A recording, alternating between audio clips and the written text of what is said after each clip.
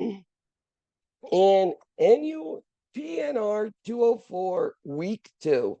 And knowing that it's going to be going by pretty quick now. I know next week, don't you also have a community exam at the same time on week 4? So that's the hardest week, is an exam is the first one. So again, remember, next week we're starting the reviews. The first one is tomorrow, 4 o'clock, which I've already discussed with you. This week we're going to be doing chapter 22. It's all about adaptions, like how do you take care of a kid versus an adult, all size children, and things that are a little bit different. So that's what that's all about. And we've done your quiz already. Know that they are not, you cannot make them up. So, getting in to get them done is important, because that's the way that the handbook says it. So I can't give quizzes if we miss them. Now, you also have your NCLEX questions due.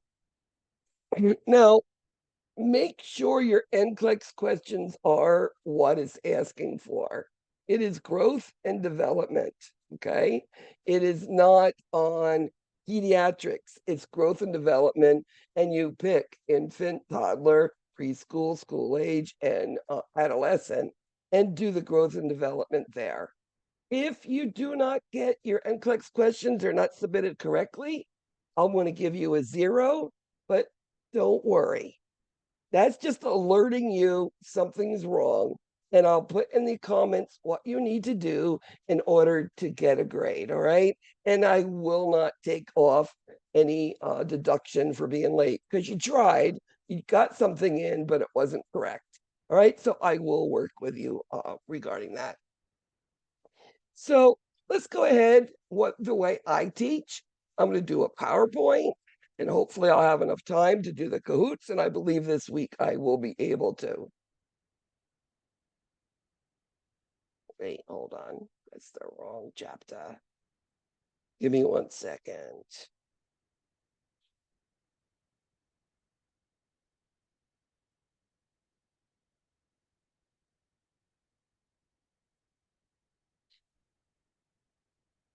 No, I'm absolutely right. That was the chapter. Excuse me.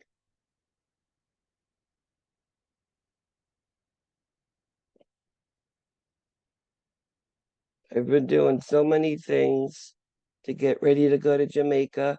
I'm like, what week am I in? So week 2 is all about your preschooler, school age, and adolescents. And next week is those adaptations. Sorry for the confusion, but you could see how I'm, in between trying to get everything that everybody needs before I leave. I don't want to leave you stranded.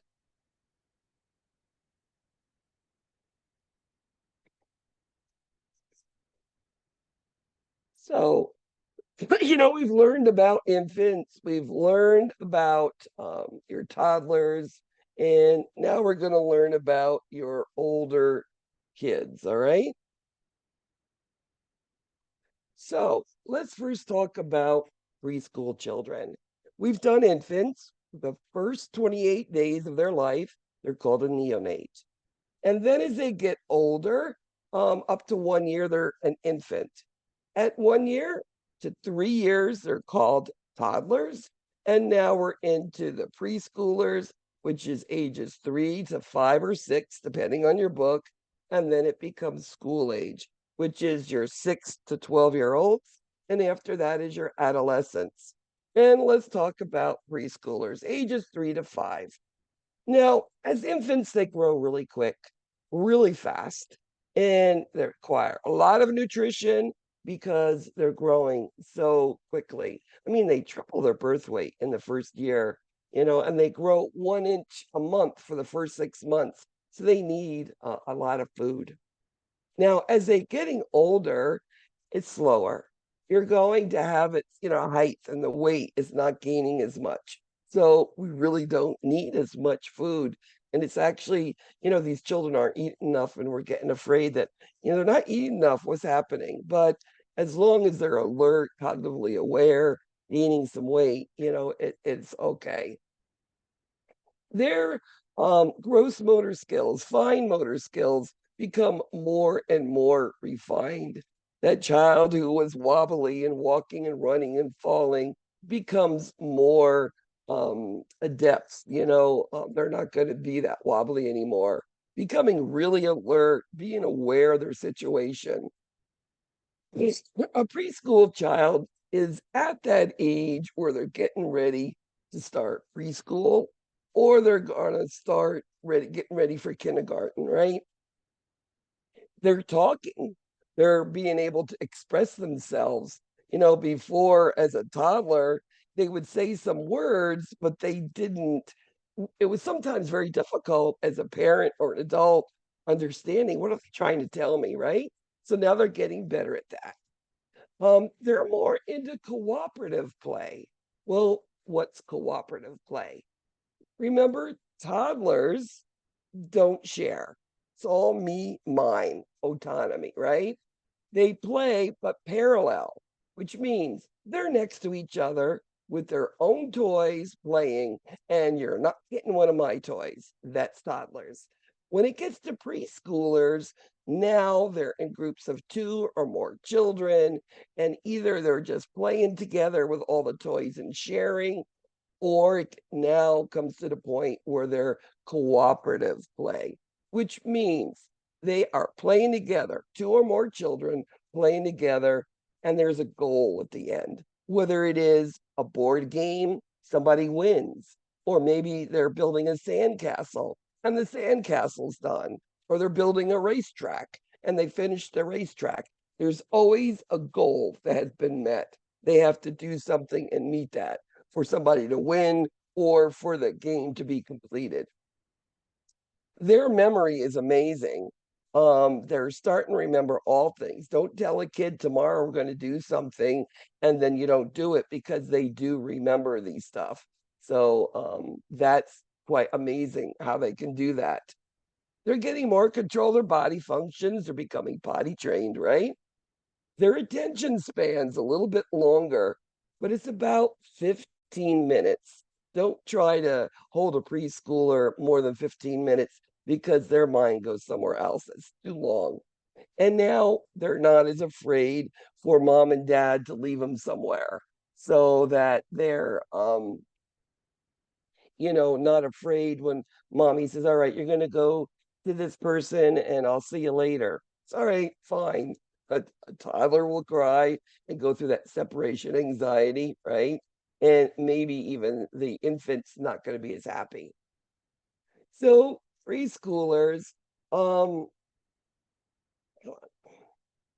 preschoolers' languages increase according to the age. So we start as a 3-year old, they're getting um, more words, being able to put them together, they can make stories.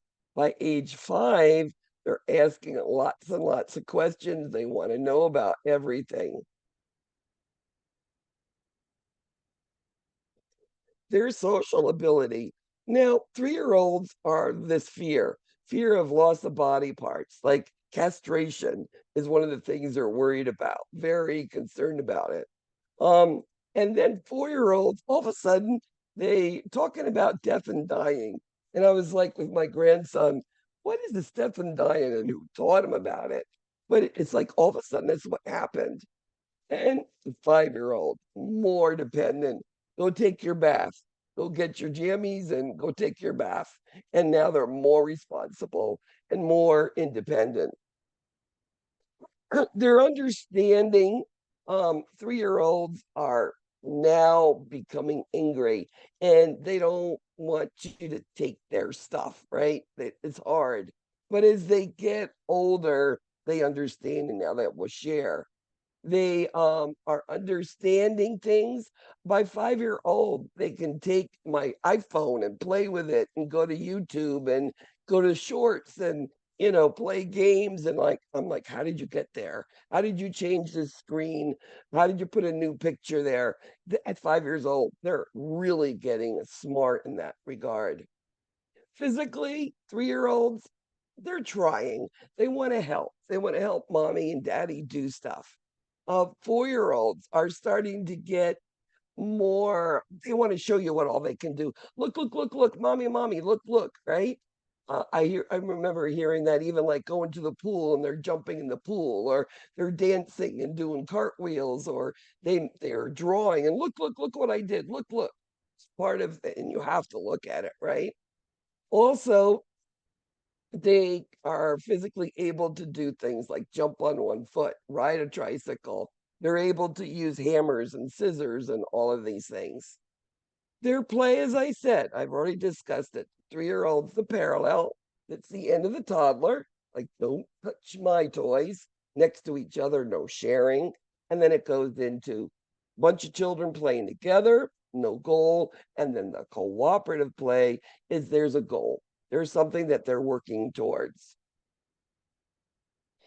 Piaget talks about pre-operational phase, and there's these words, and it's hard to describe as in what does that mean. Well, actually, Piaget, it's 2 to 7, actually the pre-operational age, and it's again starts talking about cognitive is how I think. Remember, it starts with not even knowing how to hold a rattle, to taking it, shaking it, putting it in their mouth, and throwing it at one point. It's learning. It starts with a basis. Egocentric, again, it's hard for them to understand other people's points of view. Younger kids, not at all, me, mine, toddlers say, right? But um, children that are preschoolers, there's sort of no, but they don't want to understand another point of view, and they're going to fight for you to understand what they're trying to say. It's like, well, this is what I think, and I did this and that's why, and we'll go on and on, and you'll say, okay, all right, you're right. Animism is the belief that inanimate objects have human feelings. Why did the tree have leaves? Is to keep them warm, or to keep the rain from getting them wet. It gives them, a life. Or they fell on the stairs and they look at the stairs and go, why did you try to hurt me? So inanimate objects become alive. All right. Artificialism is that the wind is blowing outside hard because God's up there blowing, right? Or thunder, it's the angels are bowling. I mean, all of these things, um, they give, you know, this artificialism to it, but it explains it to them why the wind is blowing, why the sun is shining, why it's raining, why the thunder, and it gives that an example to a way that they do understand. The intuitive thought process is now where they're starting to um, do things and make things, and this magical mind that starts going on. Symbols are words, ideas. Um, what about the kid who has a broom and it's riding around, the house, and it's their horsey? They put their hands out and they're a plane and vroom, vroom, vroom, right? These are things that kids do. This is, being creative in their mind, okay? Now, language. We know that children, their brain and their language and their speech should be getting more clear, and more words should be gained as they get older. Now, there are reasons why language doesn't develop. And I think the biggest one for any delay in anything is always nutrition, nutrition. If you didn't fill that gas tank up with gas, the car's not going to go. It's just like if you don't fill up nutrition into a child, they're not going to think properly and they will be delayed. So that's usually the first thing we look at. But there's other stuff that can cause delay, cognitive, even gross motor, fine motor delays. The physiologic is just they're born and there was a hypoxic episode, or they fell on their head, had concussion. It could be genetic. There's a lot of genetic things that will cause language delays. And then hearing loss. If you don't hear, you can't speak. So hearing and speech are connected. So a child who doesn't speak well, first thing you're going to do is check hearing. Can they hear? If you don't know the words, can't hear it, how do you repeat it? Because you can't. You don't, you've never heard the word. I apologize. Did you say if you can hear, you can speak, or if you can hear, you can eat? Hear and speak, because hearing is all about speech. If you don't hear the words, you don't speak. Now, and also, if you don't Okay. hear, how do you pronunciate those words? They tend to be garbled and they're not clear. And it's all because they're not hearing, really. The physiologic is things like anxiety, attention deficit, autism, and even when they're cognitively delayed, some sort of intellectual disability that can affect language. So what about Environmental, could a poor nutrition due to could poor maternal nutrition cause delay in the child? absolutely, Okay. absolutely, absolutely. Because during pregnancy, as the baby's growing, they haven't gotten the nutrition they need. And yes, it will be evident at birth. Absolutely. That was a very good question. Thank you. Environmental stresses, well, infections, meningitis, encephalitis. All your brain has been infected and irritated, and that can cause delays. Of course, drugs, poverty, which means nutrition, could be hot, cold. Those things can affect your language. And of course, as I said, number one, malnutrition, which is nutrition, nutrition, nutrition, and the lack of it. Okay. So growth and development and going into a hospital. Now, I think a child anywhere they go new, especially when we as healthcare professionals, every time we see a child in the very beginning of life, what do we do as nurses? We're always giving them an injection, right? They're getting their immunization, so they're afraid and they go into the hospital. And children, one of the ways that they think is if they get hurt, they feel that they did something wrong and God is punishing them. So again, going into a hospital must be punishment. What did I do wrong? And I'm telling you, many, many, many children feel that way. Putting a kid into the hospital, they feel abandoned because sometimes mommy and daddy can't stay there all the time. They have to work, they have other children. I mean, it's just life, right? And of course, if that happens and they can't be there that often, they're going to be going through separation anxiety and all the stages. And you're going to have that in your discussion question, talking all about it and what does it mean.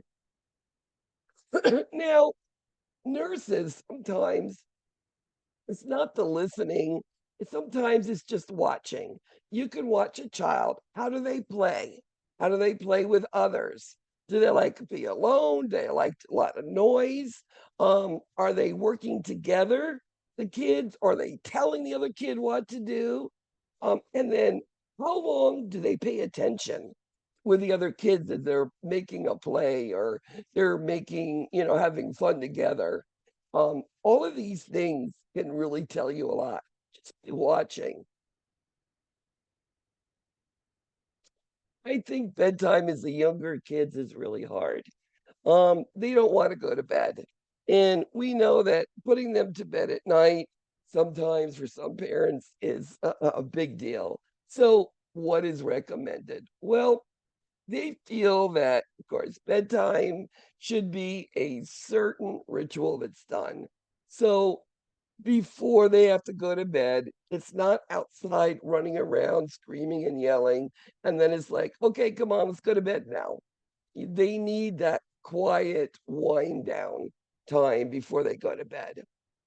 That certain ritual, whether it's maybe sitting together and watching a movie before they go to bed or a show or reading a book, which actually, as a preschooler, reading a book before they go to bed, getting them ready to go to school because now they're getting ready to reading, right?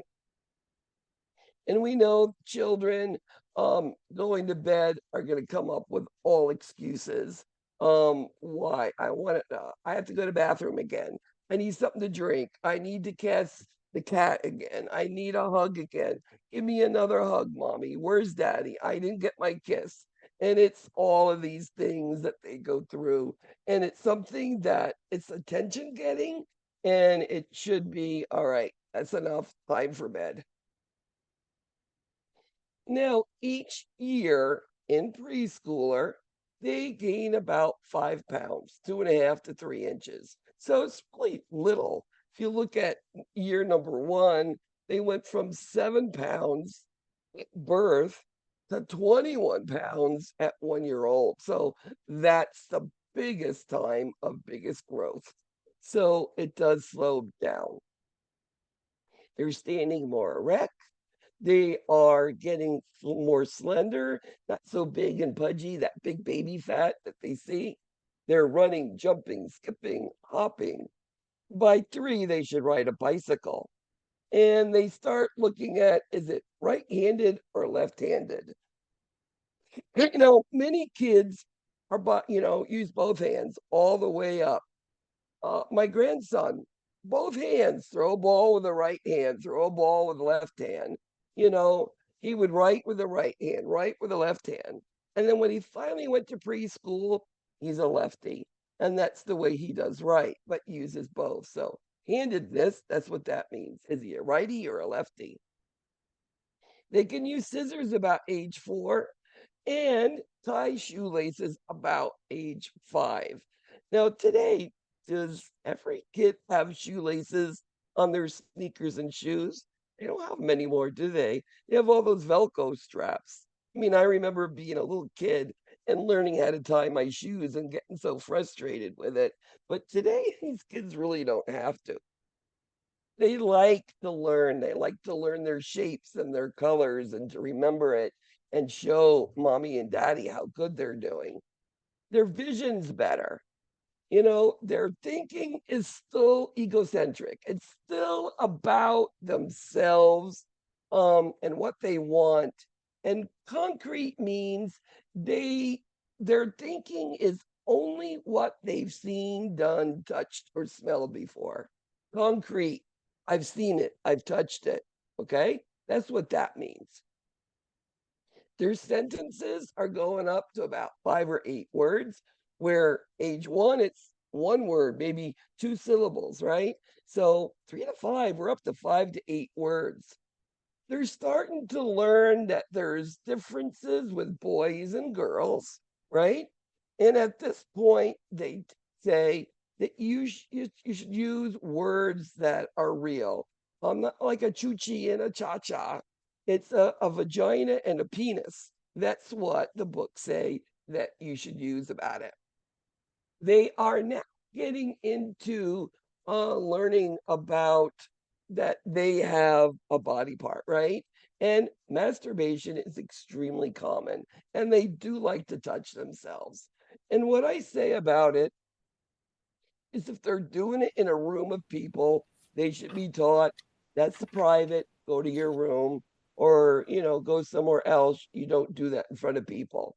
Don't make it a bad thing because it's not. I'm Just sorry. tell them to somewhere else.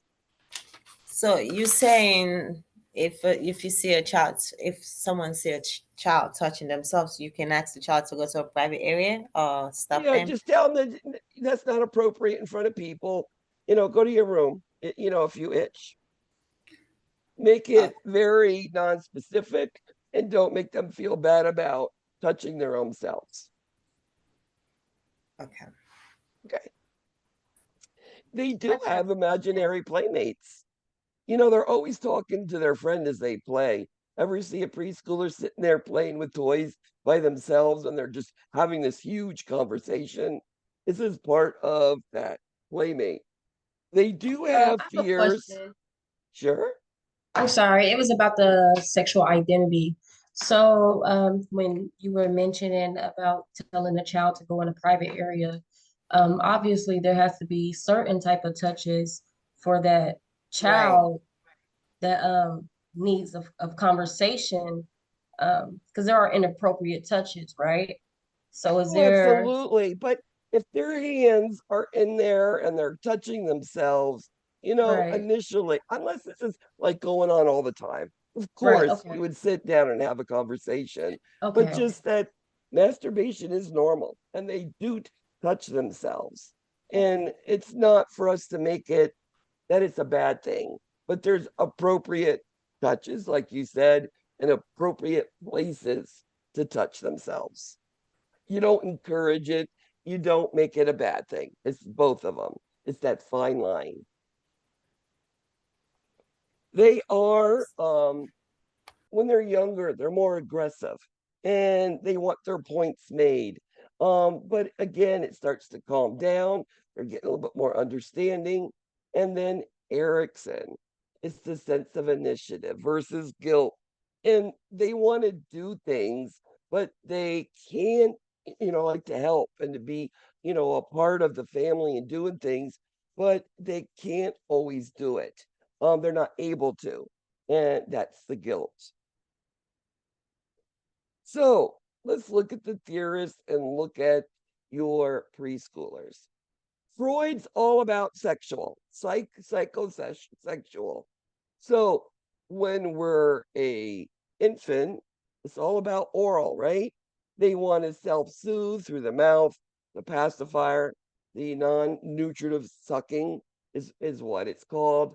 It's oral. Then it goes into toddlers, which is all about anal, which is all about potty training. Well, when it gets to preschoolers, it's all about phallic, whether you're male or female. And they say boys go more towards their mothers and girls go more towards their fathers. It's just part of their identities. That's where they tend to, be more close to. So Not what if all the it's a single time. household? Well, then that would be different. Absolutely. Absolutely different. Erickson, again, talks about initiative versus guilt. And as I said, they're trying to do it, they can't. And this criticism, which means you didn't do that right, do it like this and that. And then they feel that guilty. Like, well, what am I good for? That's the way their minds go. Now, Piaget is now again thinking. They're imaginative. They're starting to realize that, for instance, you have two cups. One is no, let's do it into a coin. You have a dime and you have a nickel. And a little preschooler would say, with a nickel, I have more money than you do with a dime. And why do they say that? The nickel's bigger in size. They don't understand yet that that's what conservation is. That even though the physical might look bigger, but it doesn't always means it's more. Another thing is a cup, tall and skinny, pour into a short, fat one. It's the same amount of liquid in there, but a young kid would say the tall, skinny one was more. So it's now this cognitive trying to figure those things out. Now, Goldberg is all about reward and punishment. It's all about right and wrong, and that there is a consequence for either of them. Okay, and they at this point are just starting to figure out this right and this wrong thing. Okay. So they're understand reward and punishment at this stage. Preschoolers, some of them still suck their thumb. And what they know about this is they would like it to be not sucking their thumb by the time their permanent teeth start coming in, because then it could, disfigure them, right? And the one thing is the way that you approach it. So when they're not sucking their thumb, you give them praise, you give them encouragement. But no, any preschooler who gets stressed, they're going to regress to make sure they take care of themselves, to soothe themselves. And one of the things they do is start sucking the thumb or a finger or whatever it is that they like to. Okay. And that happens again during that stress or they're overly tired. That happens. Now, enuresis, bedwetting, more common with boys than it is girls. And there's types of bedwetting, which means primary, they've never been dry, they always urinate, so there's no physical reason why it happens. Then there's what we call secondary, where this kid has been dry at night, hasn't urinated, and all of a sudden they're starting to urinate to bed at night. Usually it's for a physiologic reason, urinary tract infection, diabetes mellitus, diabetes insipidus, and sleep disorders can cause them. And we know they could have these mini seizures that we haven't seen yet, which could cause it. Also, any sort of abnormality in the urinary tract also can cause them to have enuresis. And if this child has never been wet, all right, then we might, work on things to help them. Secondary, we have to figure out why. Why are they? I mean, they've been dry and all of a sudden they're not. Let's find out what is the cause of it and treat it. Usually it's that urinary tract infection. So here's a critical thinking discussion question. This is just to try to make you think, and what would you answer to these? So a foster parent takes care of a 5-year-old who's required to visit her biological mother every weekend. The child wets the bed for 1 or 2 nights when she returns to the foster home and then stays dry until the next weekend. So the foster mother calls the clinic and asks the nurse, how should she handle the bedwetting? What counseling? So what's going on? Why are they wetting the bed?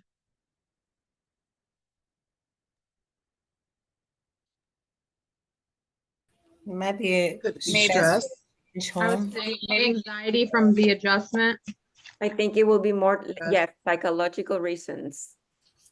It is absolutely something's going on. They're stressed, visiting the mother, or maybe, the mother isn't what she should be. I mean, obviously, they're in foster care and the mother can visit them and it just stresses them out.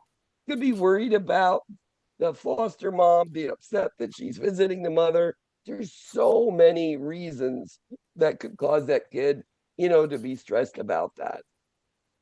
So this is things that are real that do happen, whether it's foster mother or they have to go to their father, every other weekend. All of these things are real and it can cause them to have stress.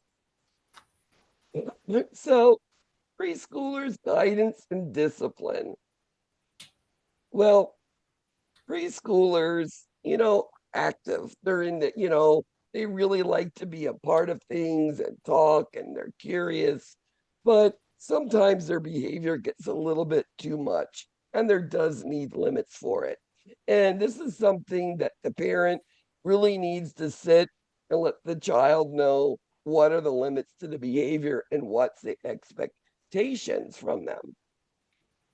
When there's a problem and needs discipline, they say timeout is the best, and it's 1 minute per year of age. You're 3 years old, it's a 3-minute timeout. And what they say is put them on timeout, tell them why they're on timeout, and the timeout will start when they stop talking or crying or whatever. And it will be 3 minutes. Okay. And then sometimes these kids get upset for it. Always let them know you still love them, but their behavior you didn't like. And that actually preschoolers need to hear those sort of things. Again, reward good behavior, right? Reward punishment. That's all Kohlberg. And consistency. Don't change, the way that you are disciplining because of whatever. It needs to be the same because they'll keep manipulating you until they get what they want, right? Preschool programs, we know that preschool is great. It starts that beginning of learning and sitting and being with other kids and attention, listening to another adult, following the instructions. It is good. And as they do good and produce good things, that praise is what they need, gives them positive attitudes. Accident prevention. Always number one accident for any age child is motor vehicles. And it starts with the infants and car seats. Are they in an appropriate car seat? It also not only car seats that it's children are run over by cars too. Adolescents tend now they're driving. I've seen kids in parking lots on roofs of cars, being, flung around. They try to fling them off. And we know all of this. Accidents, motor vehicles is a big thing. So car safety is very, very essential. Burns is because the kid is experimenting, touching that toaster. Oh, that is hot. Or touching the oven or looking at boiling water. It's because you're trying to learn things and they learn it quick when they burn themselves. Poisoning is because things are in the environment that shouldn't be there and they should be put away and being safe, especially still at a preschooler. Children should be taught about strangers and getting into a car. I've got a great example that just happened to my grandson. He was riding his hoverboard and he went for a huge fall. And he was on the ground, and this lady in a car going by and stopped. And he was crying. And, she saw the fall. So she knew he was really hurt. So she said, come on, get in. I'll drive you home. And he said, I can't get in the car because you might try to steal me. So what she did was took his hoverboard, followed him to this house, came up to the door with him, and told me what had happened. And that's exactly what they should do. So school age children, ages 6 to 12. These children now want to know more about facts. They are least interested in fantasy, but they want to know about life and the world and how things work. They are into things like learning how to play pianos and singing and sports and being the best math and all of those things. This in school age is usually when they get their first real friend, that peer relationship. And school age children are same sex peers. It's not going into the opposite sex type friends, it's always the same. We know school age children, depending on how they're at school, how they run and jump, they're judged by that. It's just part of what adults do to it. Now, Erickson talks about a sense of industry versus inferiority. Now, what is an industry? Well, your industry is your factory. It's what you produce that you see it, you touch it, you feel it, you make it, you know it. So when there's a sense of industry is what do I do well? Am I that person who runs fast? Am I that kid who's good at math or spelling? That's my industry. I do it well. And as Erickson says, versus inferiority. Well, can a kid do everything well? No. But they say that sense of inferiority is what they can't do well. And they want to do it all well. They're getting more and more smart. They are getting better at writing and reading and understanding, all that comprehension. They know that if they do something well, they can wait for that reward, as in they got a A on their spelling test, but on Saturday, which is 3 days away, I'm going to take you to the movies because you did so well, as in they can wait for that delayed reward. We know that children, they try over and over again sometimes to do things well. And sometimes it takes more than 2 or 3 times in order to be able to do something. And it is said that they get a fear of trying because they keep failing and they don't want to feel like they failed, that feeling they don't like. Their GI tract is absolutely more mature. You don't have to worry about, going on car trips and overnight. They should, know how to go to the bathroom. They 3 meals a day is what they need. Another thing about being the physical part of school age, there are many school age children who look like adults. They look old. Now, I'll give you a good example. My second grandson just turned 10. He's 150 pounds and he is still a child.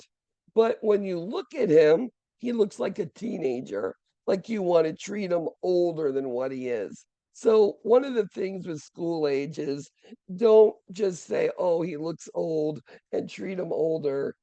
You have to find out where is their developmental level. Okay. That's something that I've seen a lot, and I've seen it in my own grandson. In school, remember, parents and children should work together. We know homework is, all right, homework's due, and you have to yell them at 100 times to get their homework done. But the homework should be the responsibility of the child. They need to know they need to come home, they need to get it done. Parents need to make sure the children do get to school. There's no attendance problem. And then, of course, encouraging children to talk about their feelings about whatever's happening, whether it's bullying at school or the teacher or another kid, what's going on. School age children, their sexual role is all about parents. The parents are giving all of that. Whatever the mother does or father does in your house is not necessarily what they do in other families. So their roles are completely influenced by the family and the parents. We know that the school environment does affect your child. You might see a child who's never been aggressive or yelling and screaming, has seen this going on in school and said, well, I'm going to scream and yell too. And we know girls screaming and yelling is a little bit rougher on them than boys. Boys, you sort of expect them to be more rougher and have those aggressive behaviors. But remember, both of them can have it when they're getting influenced by outside people.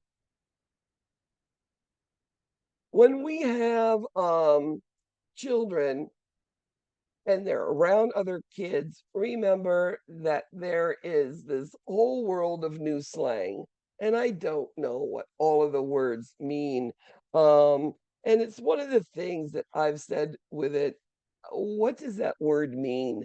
I don't understand. You know, some of the older slang, of course, everybody knows, but again, understanding that there is their own little language. Sexual education, again, remember, they're going to masturbate. It's just part of it. It is normal. Correct names for genitalia, as I said. And then when you are answering questions about sexuality, first find out what they know. I mean, there'll be questions. And remember, school age is ages 6 to 12. This is a really large amount of age differences. So the 6-year-old and the 12-year-old, you're going to answer a little bit differently. Just find out what do they know and then answer from there. It's like, so how are babies made? Well, find out what they know. And it might be as simple as, well, daddy has a sperm, mommy has an egg, and they hug and you make a baby. You don't have to go into the whole in depth, right? That's just not appropriate, also. And again, making it as simple as possible. No big words. Let them have an understanding and give them a chance to ask questions. So a shy, reserved 8-year-old child tends to isolate himself from other children and doesn't want to be part of the group. What type of interventions and guidance can the school nurse provide? Why do you think they're shy? Are they the only child? Yeah, they're probably not around a lot of children. So what would you do to get them involved? Um, Maybe try to introduce like activities or something like that for the children to all play with, and maybe they can introduce themselves that way. Absolutely. Playing is a big thing in kids, right? Yeah, Trisha, you're gonna say something? Yeah, I was just gonna say my son is like that and he has been his whole life. So what I started doing was I'll walk over to the group of children with him and I will tell him, tell them your name. And he'll say, my name's Frankie. And I say, now ask their name. And it worked because now he just walks right up and does that. Absolutely. Kids can be the meanest and the nicest, and it's just what kids are. And again, sometimes it's just introducing or encouraging or initially knowing the parents there in case there's, some backlash from it, from that introduction. I mean, we could go on and say a lot of answers about that. Growth and development, again, really slow. Now, over 6 years, it's a lot, but each year, 4 to 6 pounds, 2 inches. By the end, the girls are experiencing menarche. We know the beginning of school age, they start losing their baby teeth and their permanent teeth start coming in. Their fine and gross motor skills are becoming more mature. You're not awkward and gawky anymore. They're able to write, a story. They can dress themselves completely. And they're starting now to think about others. That egocentric, me, my, mine stops. Yes, they do still want them take care, of me, but they're starting to be aware of others and other people's feelings. They can tell time. Now, up to this point, time was related to an event. Like after nap time, your mommy's coming for you. Well, now they can tell you the time on the clock. And they understand past, present, and future. They understand if they do something, what can happen to them. If I go and take a cupcake before dinner, I'm not going to get one afterwards, and mommy's going to be upset. As simple as that. Cause and effect relationships. Same sex peers. socialization. That is what goes on during school age. It's all about same-sex peers and being friends. And I was talking already about developing a sense of industry versus inferiority, which means, what do I do well? Am I good at piano? Am I good at running? Am I not good at writing? Am I not good? I can't run. Whatever it is, what do I do well is my industry, my factory, my house, what I do well. And inferiority is those things I can't do. So let's go over all the theorists and the school age. Well, Freud, latency, is all about relationships, same-sex peers, like I've just said. Erickson is what I do well and what I can't. And they do things well and they love that recognition and they love that praise. Piaget is all about thinking more and more, but they don't know what they haven't seen, touched, smelt, or felt before. So concrete, I've seen it, touch it, felt it, held it, holding it. That's concrete. So I've seen you do this or say this before. I can repeat it, but I can't think of something and do it that I've never felt before. That is the adolescent. Adolescents can figure their way out of anything. School age still have to have seen it before they can use it. And Kohlberg is they want to be good. All right. They want to be good. They're people pleasers. And that's Kohlberg at this age. Play, again, these children are getting more mature. They're more physically fit. They're intellectually, they can understand it a lot better. They can get along with other kids and teams. They can understand competition, winning and losing. And they really like to hit the ball and run it and be a part, and do well. And they do like to learn new things. It feels a sense of accomplishment. Latchkey kids, very common when especially if you have two parents working, many kids have to come home to an empty house. And they have, and latchkey means they have their own key to the house, right? And they have to come home and there's rules they have to follow. Remember, latchkey kids do have a higher rate of accidents and incidents that occur because they're home. Also, they feel sometimes isolated or ignored because they're left alone. So one of the things they say with latchkey, whether it's the neighbor or the grandma or somebody, to be that backup, that, to call them on the phone, how are you doing? Is everything okay? Or stop by, just to make them feel like they are not all alone. School-age children, need those health examinations, those annual things.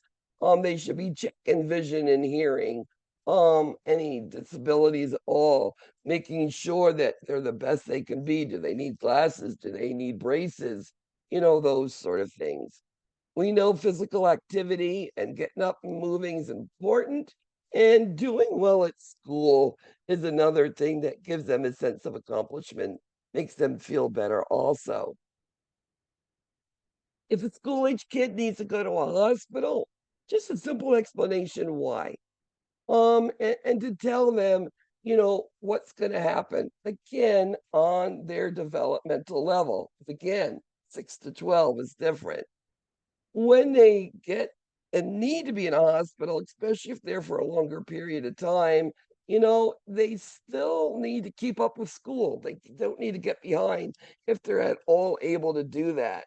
So as nurses, we need to set up that time and that place for them to be able to accomplish, their tasks that they need for school. Another thing is that they need to have control and responsibility of their homework and their supplies. As in, I don't know where my pencil is. I don't know where my eraser is. I don't know where my crayon is. No, it's not acceptable. They need to be responsible for their things. And mommy and daddy don't need to just keep replacing. Having a pet is important for some children, but remember, pets do carry disease, so you have to be careful with that. Make sure that the pet, does have the proper shots, et cetera, et cetera. Sometimes children with disabilities do get a lot of good things from being with a pet. You ever hear of pet therapy? They'll bring dogs, and I've even seen a little horse come into the hospital, and kids, and they can pet them, and it just gives them comfort. And it does work to have that pet. And we know having a pet helps them feel their responsibility, taking care of them and feeding them, etc. And, like I said, that pet therapy and bringing animals into the hospital, it actually makes them feel, gives them comfort.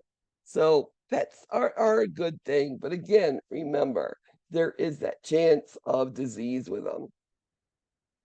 You have to be careful. Long-haired pets or cats with kids with asthma and allergies, you really got to figure out what pet would be the best one for that. We also know that sometimes it's the air going in the, lungs, into the eyes. Also, if they are having this pet's having diarrhea, and it's, incontinent around the house and not in the litter box, infections can occur from that. So you have to be careful. They say you shouldn't kiss your pets. All kids do, don't they?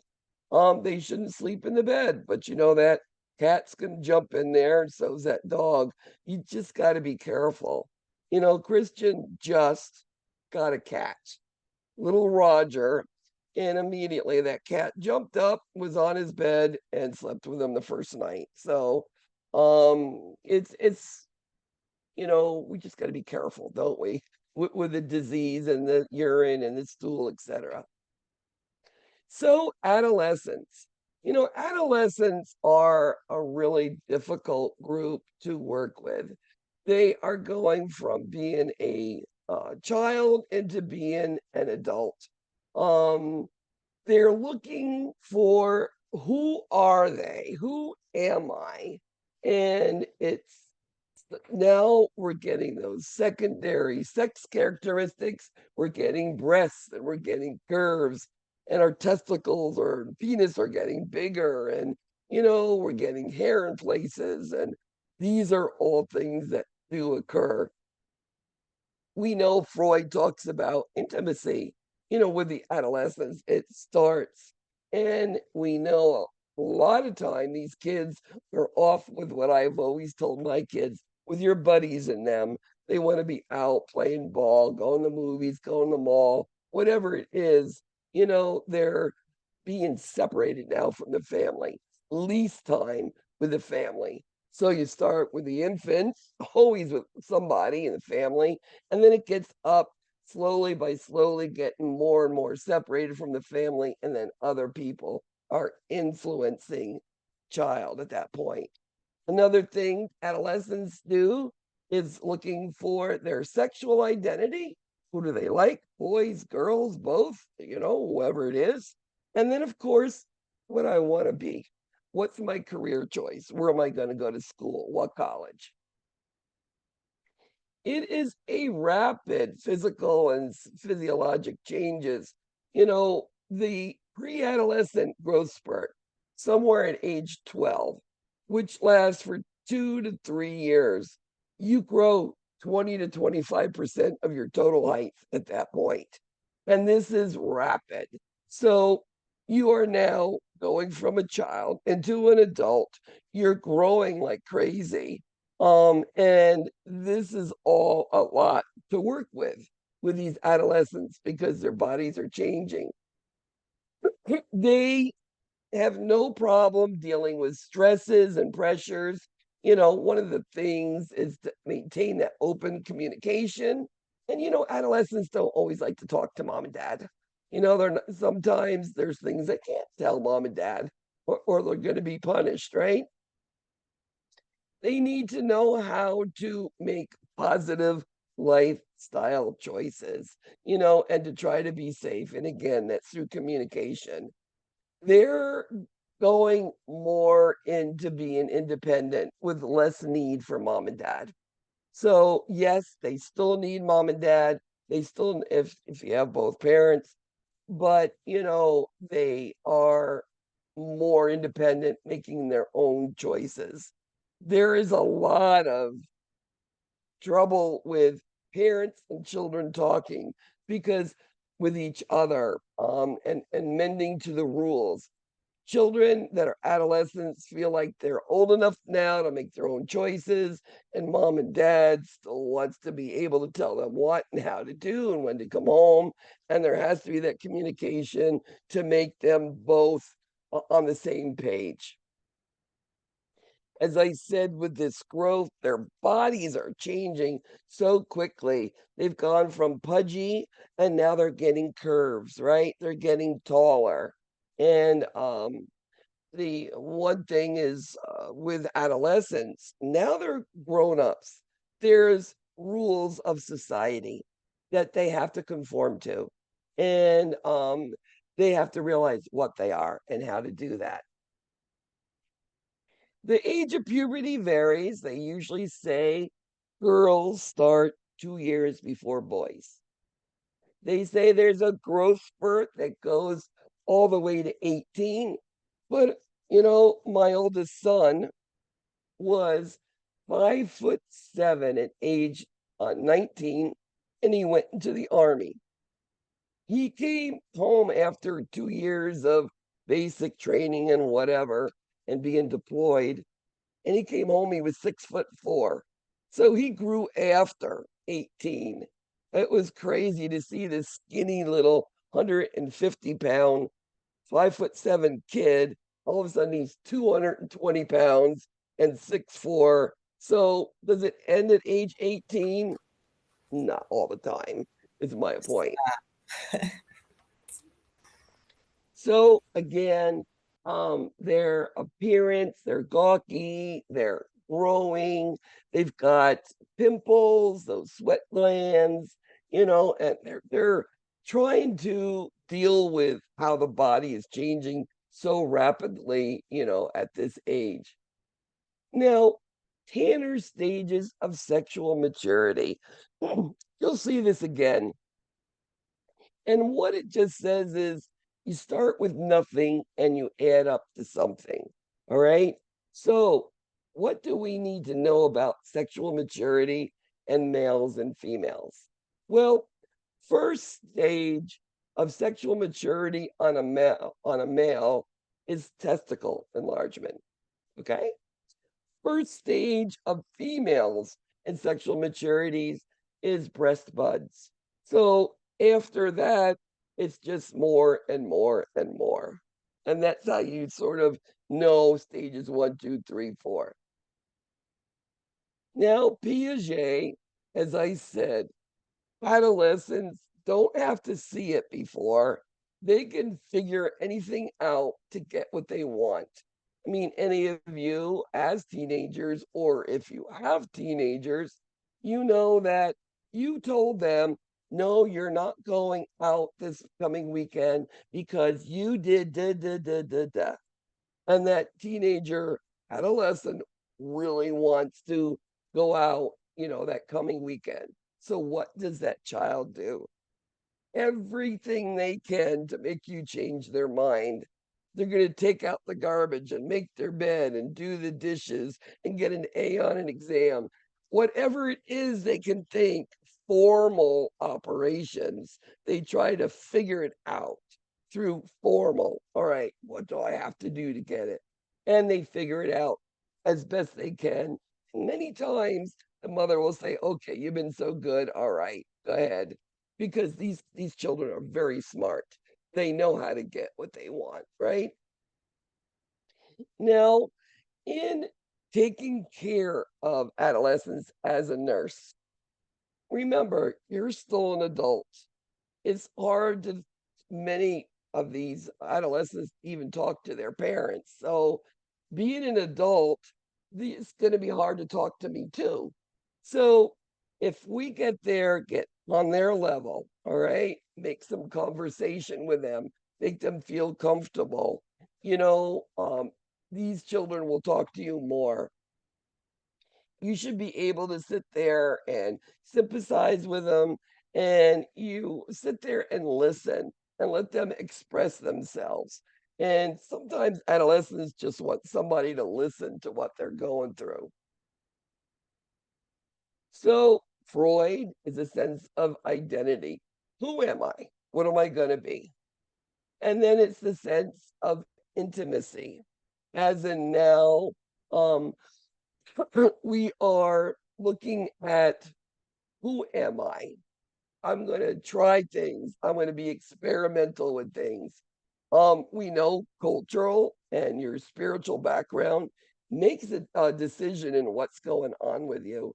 And we know that they still, the one thing they have through all of this experimental and looking for who they are, they still have what the family's given them and with their values, right? Their values, their culture is always going to be there. And the big thing with adolescents is my body image. You know, they're worried. I'm too fat, too skinny, too many freckles, too many, acne, my hair's too long, too short. All of these things are body image. And if they don't fit in the mold of other people, that body image can cause them to even be in a depression. And we know adolescents in depression, one of the things we need to be concerned about actually is suicide. So Freud is all about genitals, being attracted to boys or girls, whatever it is. Erickson, all about identity, right? Who am I? What am I going to be? Body image. What do I look like? Piaget, again, thinking, and as I say, thinking their way out of a paper bag. They can do it and do it well. They know how to take and manipulate the situation. And then Kohlberg. Now, earlier it was right and wrong and a reward for whatever. Well, in Kohlberg, it's now more about society, that they do what society says, that they know to, if it's a red light, you stop. If there's rules that do need to be followed, as simple as that. Parenting the adolescents, as I said before, is difficult. It's hard. Usually there's a lot of yelling and screaming, but the one thing that's encouraged is, to sit them down and make up some sort of pact of, all right, what is good for each of you to work with. Sometimes you need that third party to come in. Safety, as I said, number one is motor vehicles. Whether they're driving it or they're riding on the top of the hood, all of those things are a problem. Swimming, water safety at all ages. Contact sports, making sure they have proper equipment on.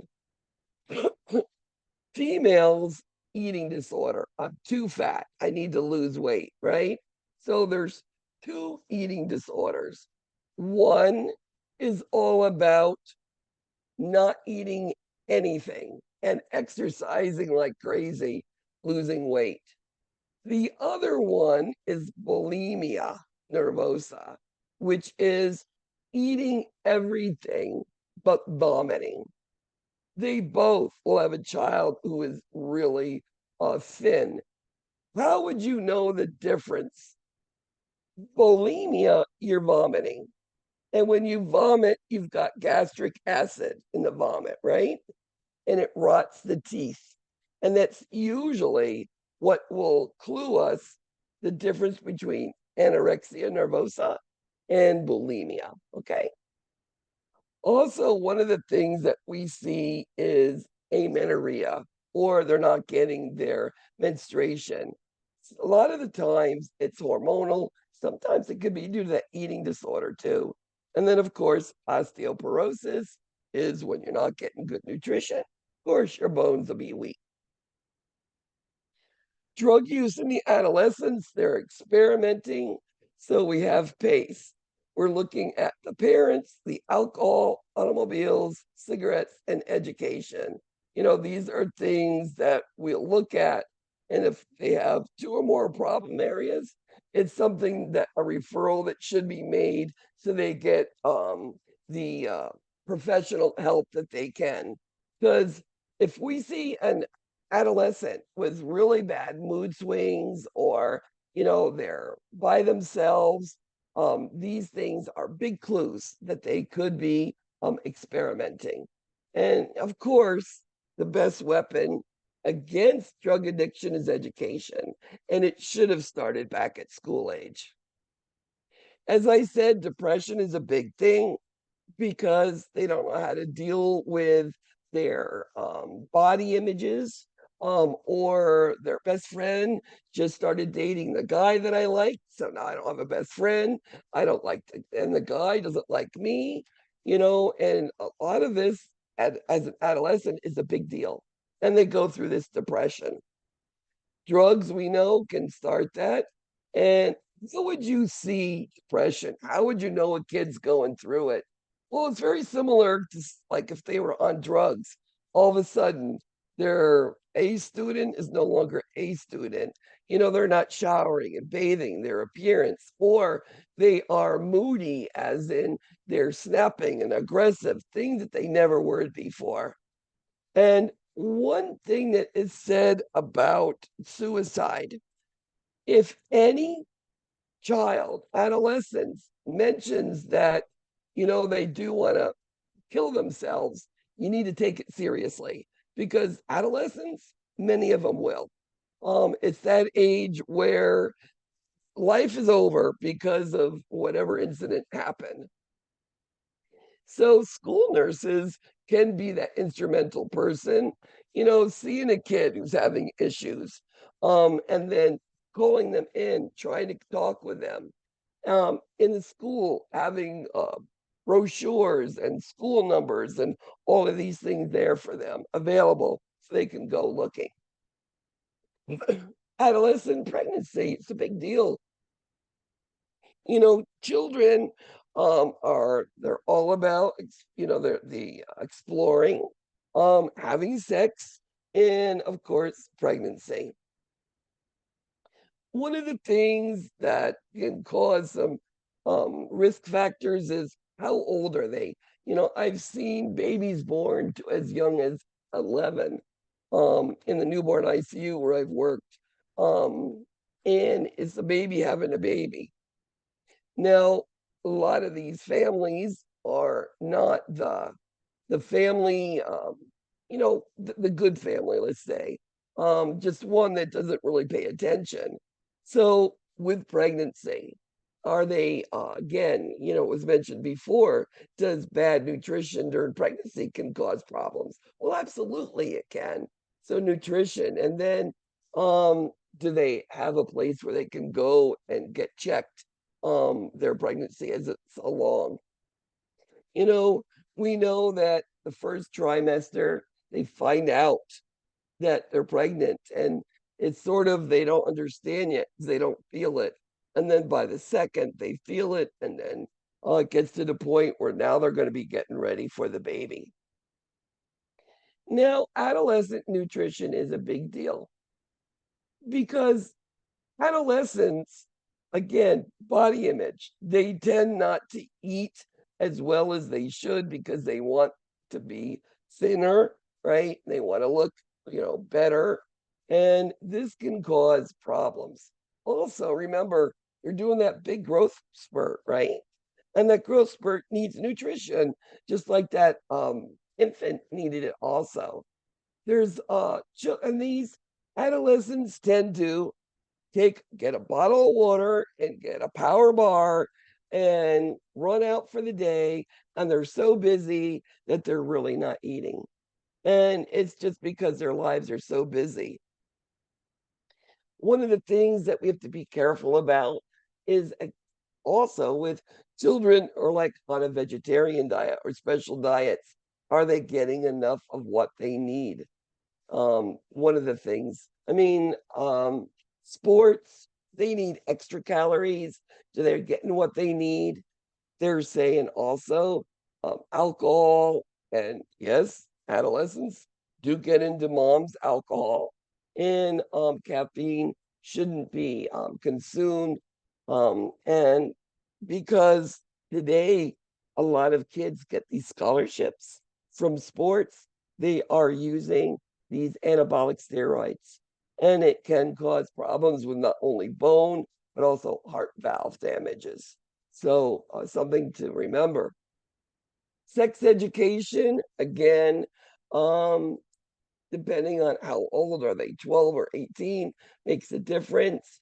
Looking at um, children, and we should be saying abstinence is what we should recommend. But yeah, at least they have some sort of contraception, and teaching them about HIV and talking about sexually transmitted diseases, and of course, and pregnancy. Also, another thing with sex education, is homosexuality. That, it doesn't matter who you like, boy or girl, it's just a preference, and it shouldn't be looked down at. So with nursing adolescents, as I said, it's hard to get open to them, but make them feel better, make them feel more comfortable. We can speak to children, adolescents, and have the parents leave the room so we can find out what's going on. And then, of course, maintain confidentiality. We don't have to tell the parents what they said unless it's going to hurt themselves or others, okay? And we know teenagers, that 15, 17 age, rebellion is crazy. They want to do what they want to do and stay out to when they want, because they're big boys and girls now, right? They're looking for independence. So as nurses, what should we do? Well, we should encourage them to listen, to sit together, and to share each other's why you want the kid to do it, and then why do they want to do those things. We need to talk about nutrition because they're not eating well. Dental care will always be one of those problems. They'll make sure that teeth, because they're permanent teeth now, taking baths, they're getting body pierced, bellies pierced, tongues pierced, accident prevention, which is, of course, number one, motor vehicles, the substance abuse and drugs, talking about that with them, and those risk-taking behaviors like getting on the roof of the car and riding around parking lots to see who stays on the longest. These are real things that these kids do. Also, with that money and time management, giving them the credit card and this money and this has to last, and starting getting used to manipulating their own funds, and keeping track of it. So, theorists, Freud, Erikson, Piaget, Goldberg. Well, again, Freud is all about psychosexuals, all about, the other, whichever boy, girl, whoever you like, and getting interested in them. Erikson's all about your identity, right? Piaget is all about thinking and not needing to see it before. You already are able to think and to manipulate your situation to get what you want. And Kohlberg is conforming to society. There are some videos there that you can look at too. So Erikson, those are the three things: the guilt, inferiority, confusion. But I always say identity versus role confusion. Absolutely what they're looking for. Piaget, some more about Piaget. And it goes into all of them. I've already discussed all of them. They're here. It's your PowerPoint you can have, and there are your little zippets here from YouTube. Remember, Kohlberg goes from right and wrong and a consequence to reward and punishment to conforming to society, knowing what's correct, what's right, what's wrong. And that is the end of that. A lot of information, a lot of things about your theorists. You know, I left those videos there for you to watch in your own time, but I think I've explained it in a manner that you're going to be able to understand it more. Make sure you do at least look at that theorist Cahoots I sent for you. It is a good one. It's going to go over that concepts. Today, I don't have time for the Cahoots. We did not get a break. And unless you have something else you want to do, we can be done for tonight. Lucretia. Thank you, need anything? Professor. Thank you. Yes, Professor, with us being in the other class, what you post, will we have access to